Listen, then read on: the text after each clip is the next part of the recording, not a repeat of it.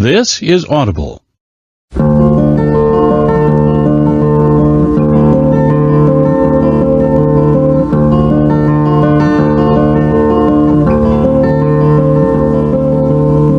Life is difficult.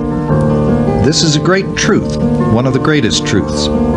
Yet once we truly see this truth, we transcend it. Once we truly know that life is difficult, once we truly understand and accept it, then life is no longer difficult. Because once it is accepted, the fact that life is difficult no longer matters.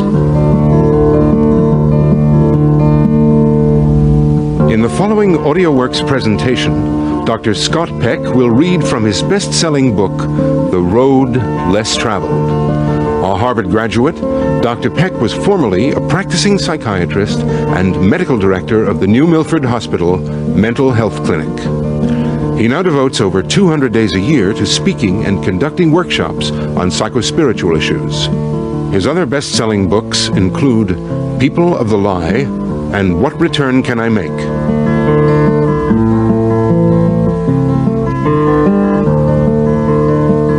Dr. Peck. Life is a series of problems. Discipline is the basic set of tools we require to solve life's problems.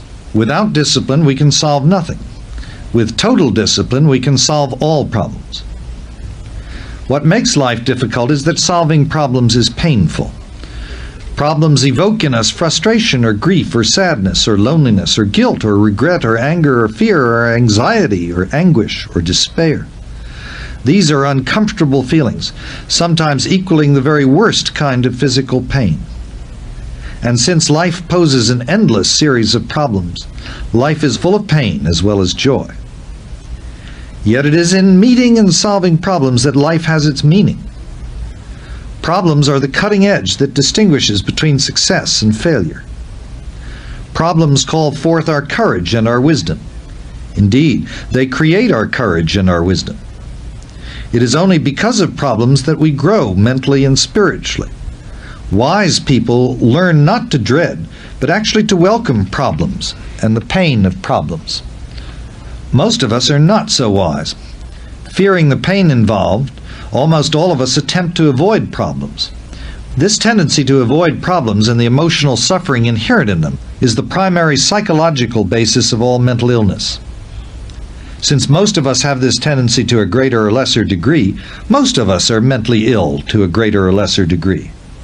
Some of us will go to extraordinary lengths to avoid our problems and the suffering they cause, building the most elaborate fantasies in which to live, sometimes to the total exclusion of reality. In the words of Carl Jung, neurosis is always a substitute for legitimate suffering. But the substitute itself ultimately becomes more painful than the legitimate suffering it was designed to avoid. The neurosis itself becomes the biggest problem. True to form, many will then attempt to avoid this pain and this problem in turn, building layer upon layer of neurosis. When we avoid the legitimate suffering that results from dealing with problems, we also avoid the growth that problems demand from us. In chronic mental illness, we stop growing. We become stuck. And without healing, the human spirit begins to shrivel. Therefore, let us inculcate in ourselves and in our children the means of achieving mental and spiritual health. Let us teach ourselves and our children the need to face problems directly and to experience the pain involved. I have stated that discipline is the basic set of tools we require to solve life's problems. When we teach ourselves and our children discipline, we are teaching them and ourselves how to suffer and also how to grow. What are these tools I call discipline? There are 4. Delaying of gratification, acceptance of responsibility, dedication to truth, and balancing. These are simple tools, and almost all children are adept in their use by the age of 10.